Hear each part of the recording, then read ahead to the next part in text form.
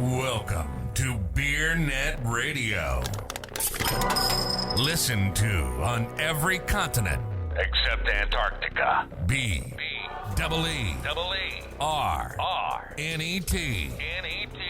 Beer. BeerNet Radio. Did you get any Boston products? I got some. Oh, did you get the twisted tea in the brown bag? I got something lined up.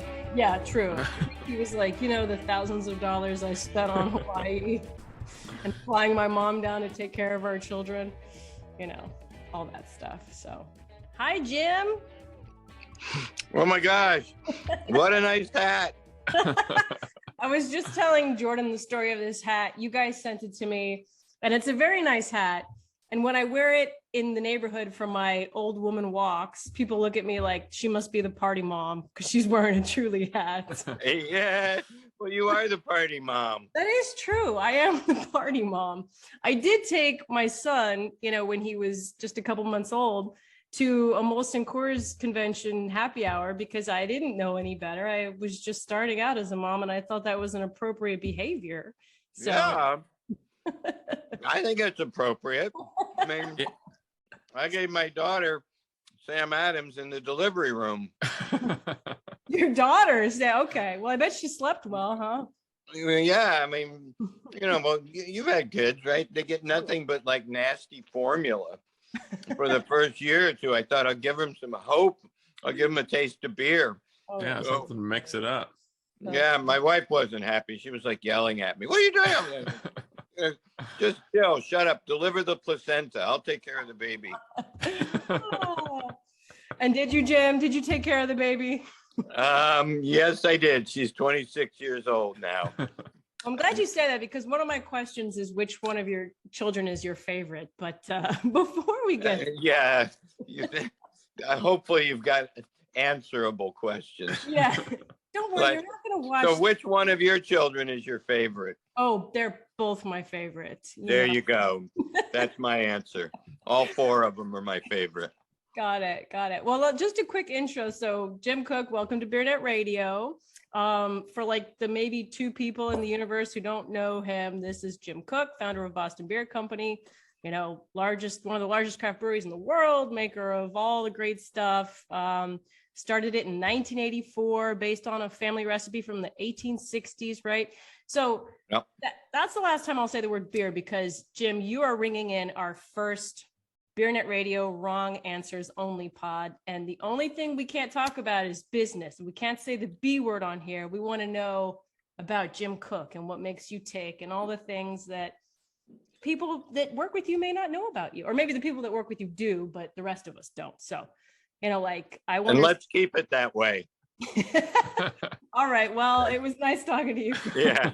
Do I have to do this sober or can I have a beer? Oh, absolutely. Yeah. You know what I'm having? I'm having Utopias from 2015. Oh my gosh, this is going to be a fun time. You are definitely the party mom, Jen. Exactly. I got a tall boy and a tall boy twisted tea in a brown bag. That's a beautiful thing too, especially the brown bag. Wow. Covering all the bases here. But yeah. All right. Well, cheers. Cheers. Thank you for coming on. So some of the things, just a preview of the questions we're going to ask, like, what do you do on the weekends? What are your hobbies? We already asked about the favorite child. I'm not going to get that one. Can you cook? Can you make a proper omelet? But I think Jay has the best one. Yeah, let's kick things off, Jim, with what's your favorite Dua Lipa song? Oh,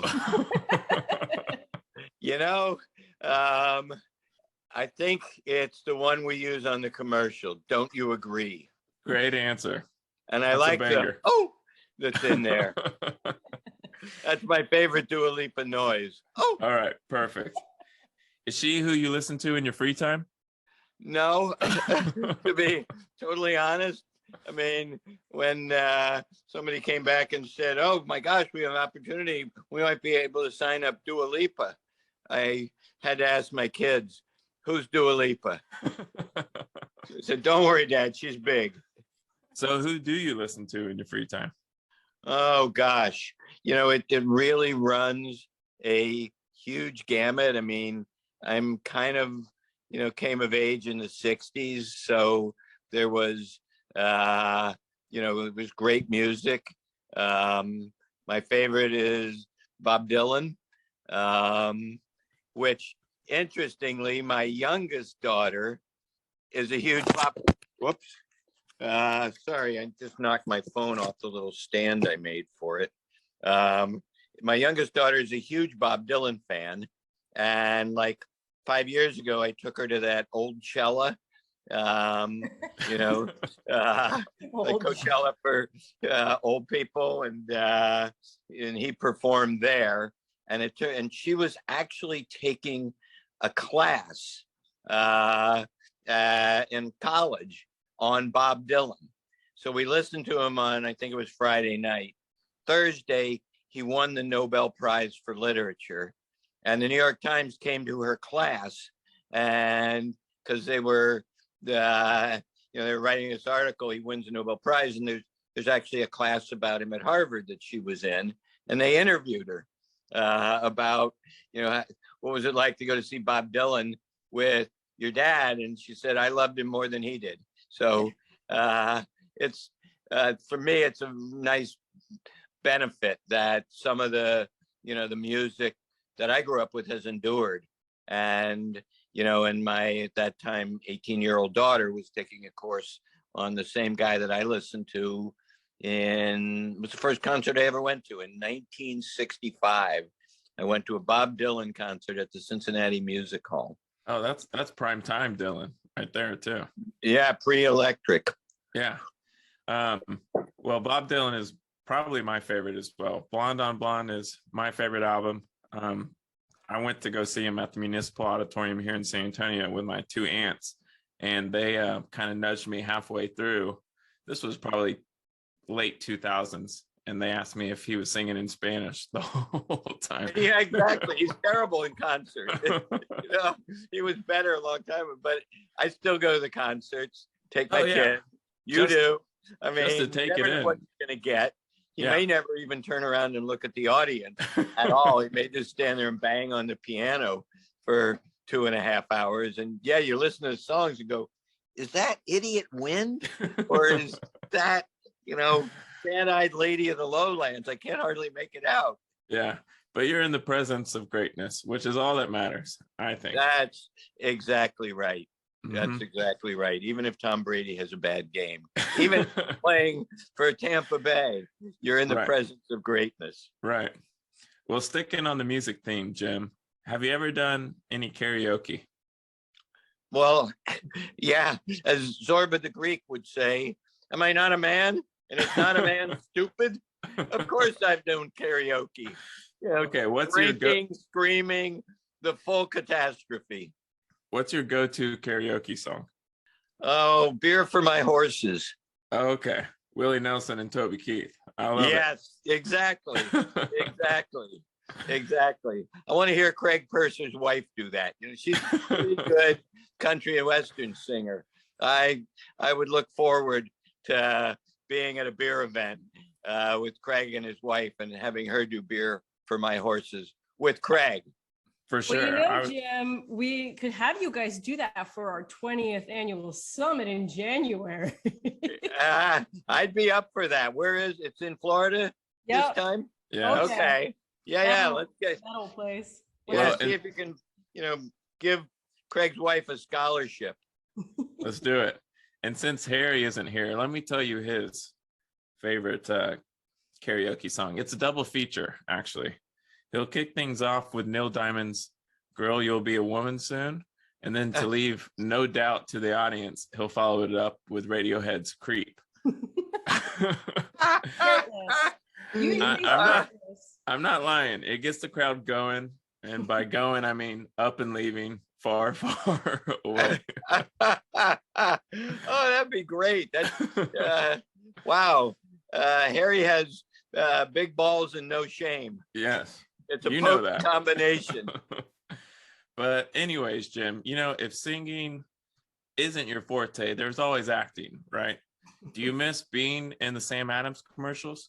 Has starring as your other cousin from Boston ever crossed your mind? No, it has not crossed my mind. He's very good. I mean, my job is just to, help our salespeople and our distributors sell beer. So if I have to jump into a dunk tank on a commercial and film it, over and over again, which we had to do, I'll do it. I'm fine with it. I have a good time on it. And that's kind of the basic rule is, let's just have some fun. And right. When we were shooting those things, we would shoot, hours of video to get those 30 seconds because it's not really scripted. So they would just kind of film us, doing stuff around the brewery, and then we'd cut it down. And we do the same thing. I'm a fan of sort of organic advertising. That's what's worked best for us. Going all the way back to when I was, doing the radio commercials. I mean, I would write them, and then I'd go record them. And then we'd play them for people, and we'd ask them, did they like them? And then we'd fix them. And that was back, oh gosh, we were cutting them. It was recorded on reel-to-reel tape, and the editor edited it with a razor blade. He'd take the pieces of sound out physically, and then put other ones in there, and that always worked. We had a good time. We do that for Twisted Tea. Our Twisted Tea commercials. We have this group of Twisted Tea fanatics, which with that paper bag and a tall boy, you could definitely join, and we just throw a party and we film them, and they'll party for like 3 hours, and there'll be some toys there and stuff, and that's how we do those spots. And the guy who introduces it, who drives the truck with the Twisted Tea drop, that's Billy Grotto. He's been one of our salespeople for 25 years, and he likes to bring his dog Tank along with him.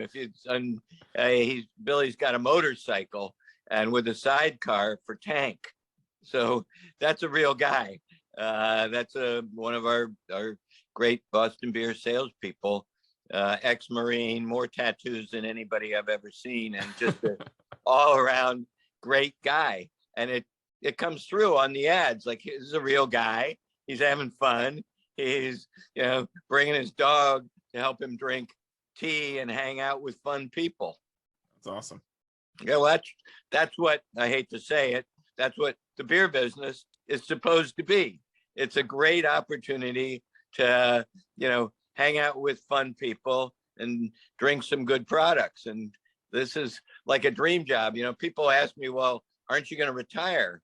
And I'm like, what would I do? And it's like, well, you could start drinking in the morning.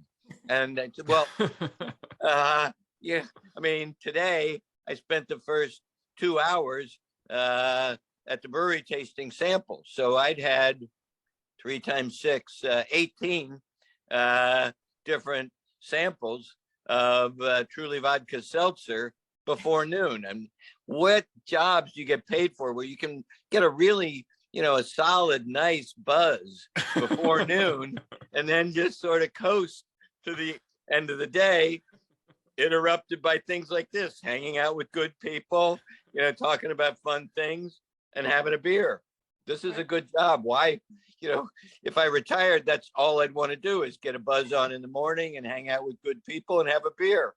I don't have to retire to do that. Cheers to that.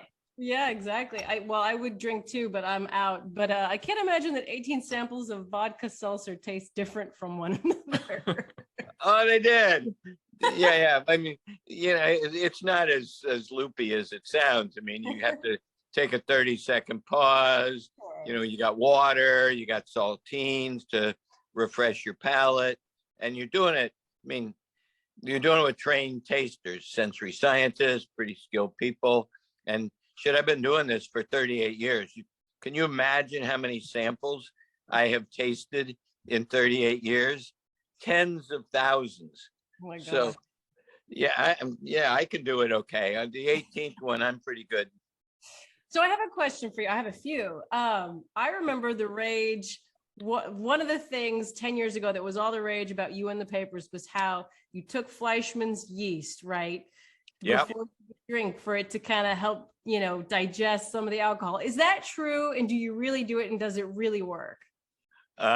Yes, and yes. All right. Actually, you may know this name, Dr. Joseph Awades. He's, no, you should know him, but he was, when I started, he was the best brewmaster in the United States. And he worked as a consulting brewmaster, but he'd been, vice president of brewing for like Rheingold and for Carling. And he was a genuine scientist. He was a PhD biochemist. So and his area of expertise was actually yeast metabolism. And Joe patented it. So you can find the patent for this. So it's a real deal. And here's how it works. Okay. When you drink alcohol, it eventually gets broken down into its constituent hydrocarbons, primarily in your liver, by an enzyme called alcohol dehydrogenase.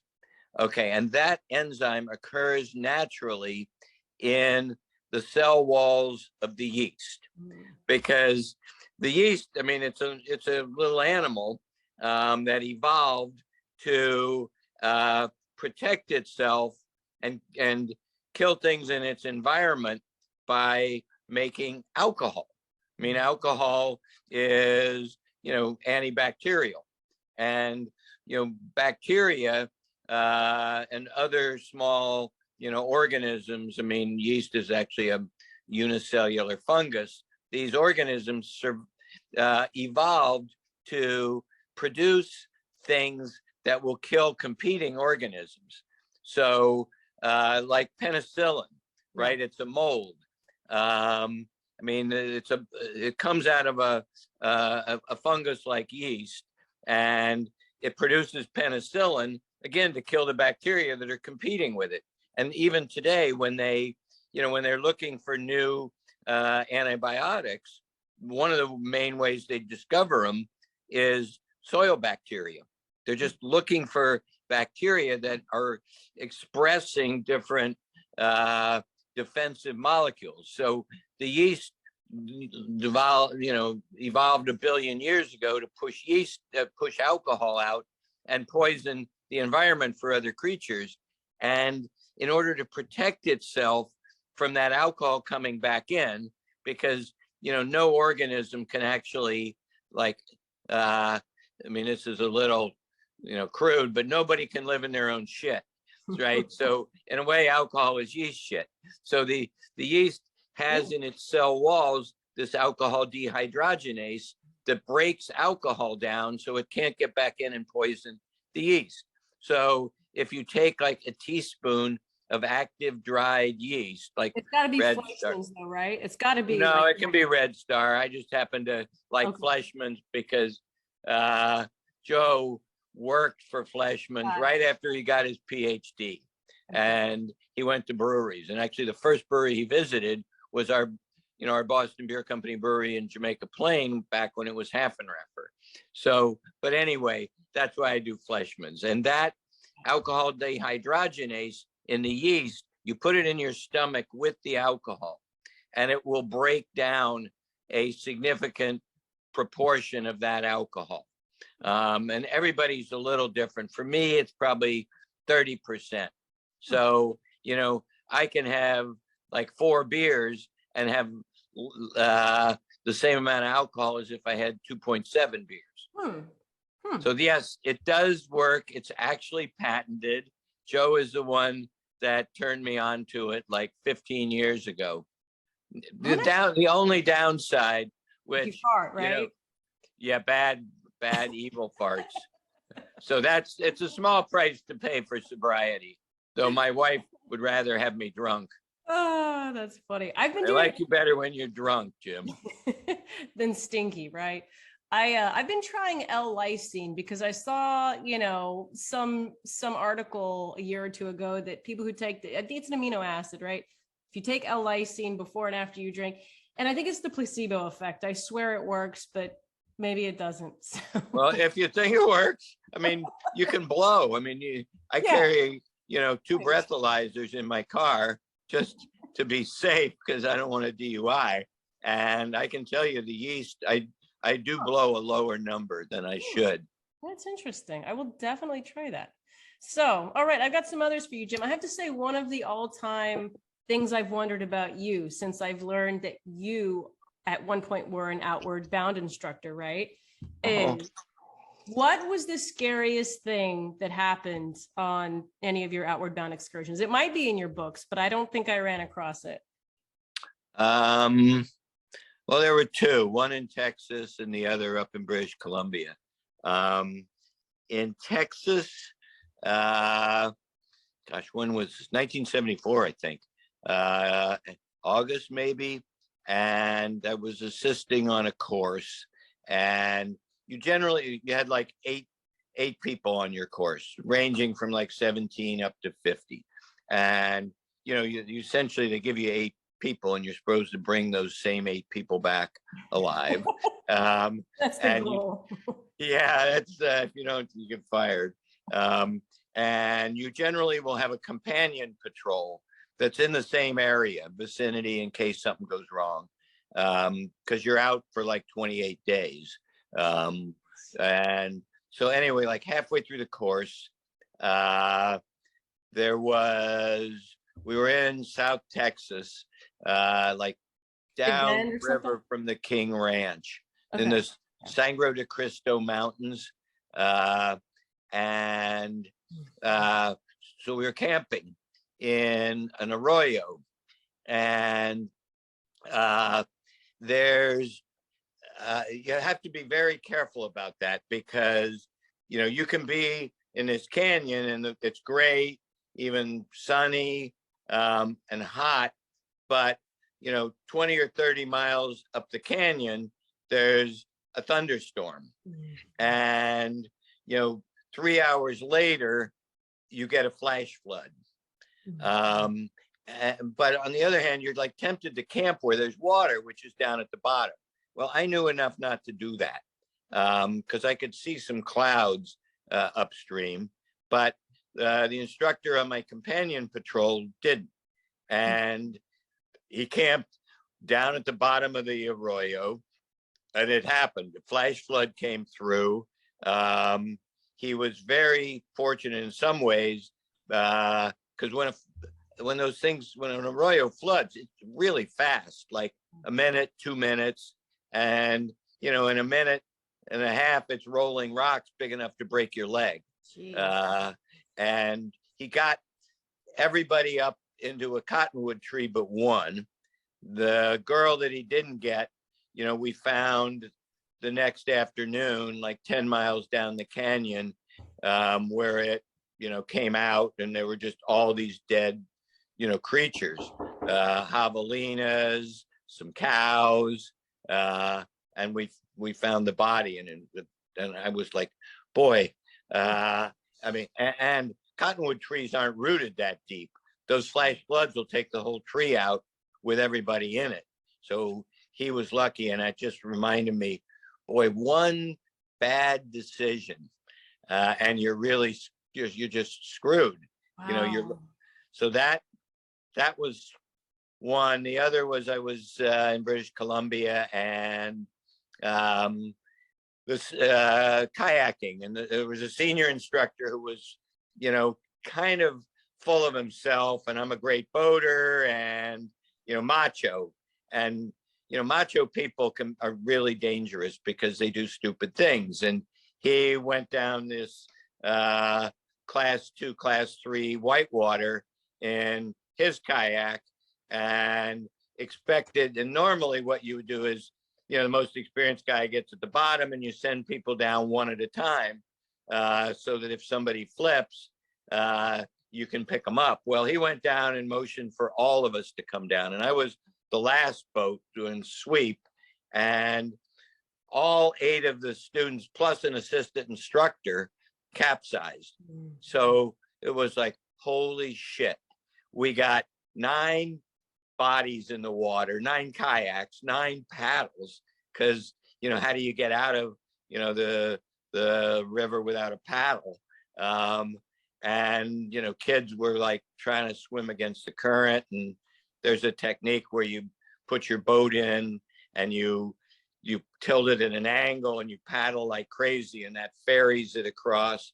But I had like 4 kids hanging on my boat, and in this whitewater that was they should not have been in there to begin with. And having 8 of them and an instructor was just a recipe for disaster. But luckily we got all the people, but not all the boats and not all the paddles. But that was, I mean, I was so scared. I just pissed in my wetsuit. And it felt warm at first, but it scared the piss out of me. Literally, right? Literally.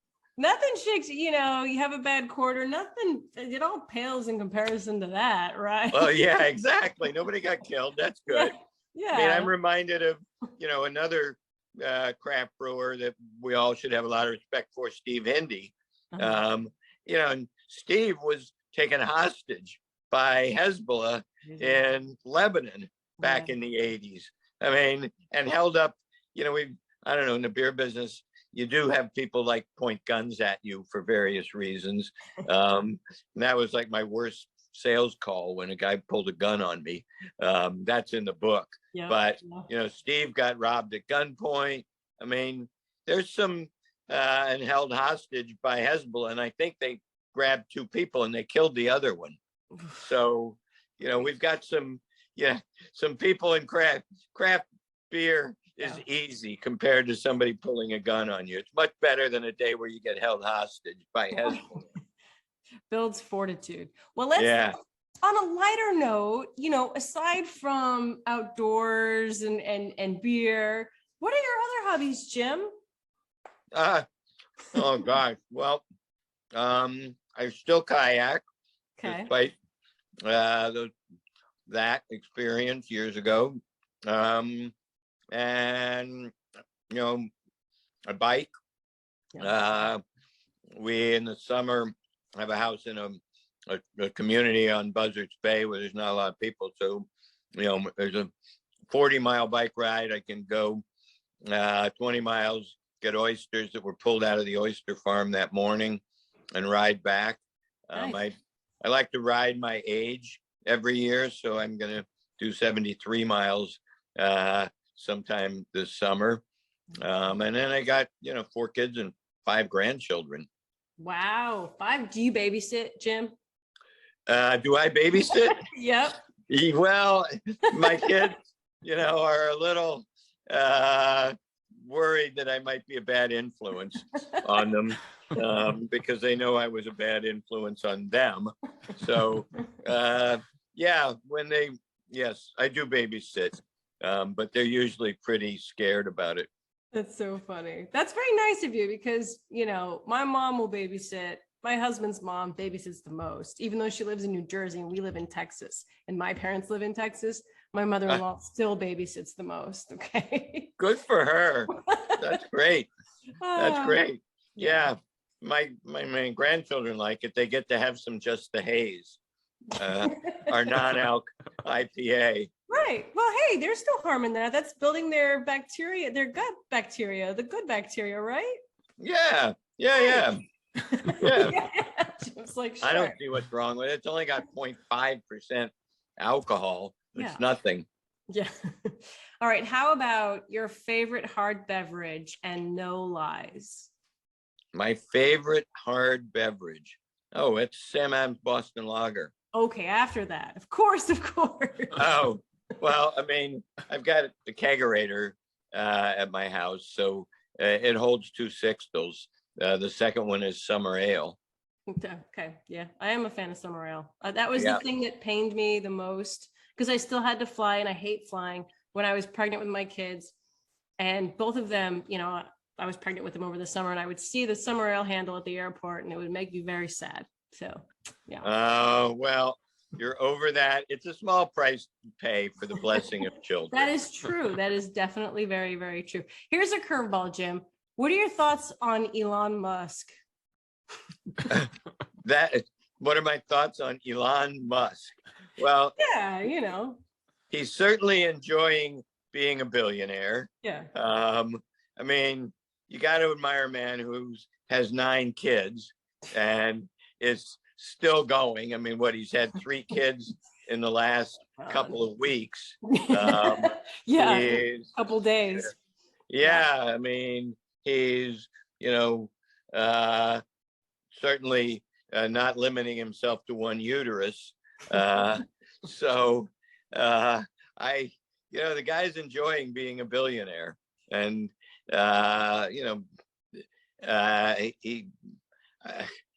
he's a little semi-crazy. He's Right. not afraid to be an asshole, and he's brilliant. I mean, he has done not just one amazing business, but multiple. And he named one of his companies the Boring Company. Yeah. I love that. Yeah. Is that the Hyperloop company? I forget. No, it's the one that makes the tunnels. Yeah. Okay. That's the joke. They bore. Yeah. It's boring machines. Right. Okay. Got it. That makes sense. Yeah. Yeah. All right. Well, I think Jay has the last best question. Oh, I'm not a virgin, if that's what you're at. No. Jim, you strike me as somebody that likes to swap stories over beers. It's just a hunch that I have. But, yep. I know you probably have many favorite originals to tell. I'm wondering if you have a favorite beer story that somebody has told you. Favorite beer story? Oh, gosh. I'll give you one. It came from my dad, who was a brewmaster. And, this would have been in the 50s. So a long time ago, brewing was much, it was on the same sort of scale as craft in many ways. He worked at 25,000 barrel, 50,000 barrel local breweries, but it was much more manual. And back then, you could drink on the job. I mean, everybody had this Zwickel key, which opened up a small sampling port on a tank, and you had your own stein, and so when you were thirsty, you'd stop by a tank, you'd fill your stein, you'd drink. And so people working in breweries were sort of half buzzed all day, but it was really physical work, and generally pretty hot in there. But on Fridays, they would close the brewery like at noon or 1 o'clock, and everybody could go home a little bit early. But they were pretty, they were above 0.08 by noon, and it wasn't really a hard day, so they didn't sweat it out. So you told me the story of, in the changing room of the brewery worked at in Minster, Ohio, was up on the 2nd floor. And of course, there was no air conditioning, so the windows were open, and everybody was a little, a sheet or two to the wind. And the guy there were a couple of guys on the bench sitting next to him. And this was brewery workers were burly back then. People used to have to stack kegs on top of each other. And they were wooden kegs. They weighed like 200 and some pounds. So these were, they might not have been real tall, but they were stocky. So anyway, one of them's trying to take his boot off. He can't get the boot off. And he's like pulling at it. He says, "God damn it, you son of a bitch." And the guy next to him thought he was talking to him. And he was also 2 sheets to the wind. So he picks up the first guy as if he were a keg of beer and threw him out the window on the 2nd floor. But the guy was drunk enough. He just, fell limp and didn't get hurt. or so they say. Yeah, exactly. Never heard from again, but we think he's all right. He just rolled away. Yeah, that was pre-OSHA.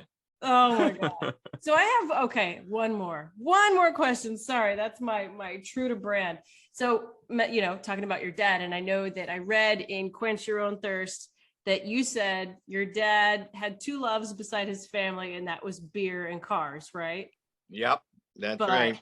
But you don't care about cars. You said you just have like a Ford hybrid. There's a Bentley somewhere in that garage, isn't there, Jim? No, I still have the same Ford hybrid that I did when I wrote that book 5 years ago. It's a Ford Fusion. It's a great car. It gets 39 miles to the gallon. Yeah. And it's got like 60 some thousand miles on it. It's 10 years old. Nice. And it runs great. So no, my dad, he would not like that. Well, here's what we do have. We have, it's not in our garage, it's in somebody else's garage who keeps it for us. It's a 1938 cream colored LaSalle convertible. It has two windshields. One obviously where the normal windshield is, and then the second windshield is on the seat, the front seat, because it was typically driven by a chauffeur, and it was owned by Ginger Rogers. Oh wow! And it has her signature in the paint on the car. So yes, it's not a Bentley, but and my wife really likes it. And she's blonde and she thinks she's Ginger Rogers, and she wants me to get like a chauffeur's cap and drive her around, which I refuse to do. But we do have Ginger Rogers 1938 LaSalle convertible. That is pretty cool. Does it ever get driven, or does it just? Yeah, it's actually being kept in one of our neighbors owns New Balance, and he has a car museum that he keeps. So he keeps it in there, and his mechanic, you got to start the thing up like every month, and like every 3 or 4 months, they take it out and drive it for half a mile around Brookline, Massachusetts. So it does get driven. It's not, those things are not that reliable. So, and you don't want it to break down, 100 miles away, because it's even hard to find a tow truck, or they have to put it up on. It's a huge pain in the ass when like the carburetor gets the varnish in the carburetor, makes the needle stick and it won't go. I mean, I grew up with internal combustion engines everywhere, and the old ones aren't as reliable as the new ones. Well, interesting. Well, Jim, maybe you can, for her birthday one year, maybe you can put on a chauffeur cap and drive your wife half a mile in that, and let her pretend like she's Ginger Rogers. So she deserves it. That's a good idea, Jen. Right? You tell me what I said. Yeah. The only blonde I like better is Summer Ale. There you go. All right. Well, cheers to that. And this was a lot of fun. So thank you, Jim. This was I had awesome. fun. I hope you had fun. Oh, it was a great way to end the week. I mean, starting the day with a nice solid buzz and then keeping it going with you guys. Life is good. Great. Cheers to that. Cheers. Thank you, Jim. My pleasure.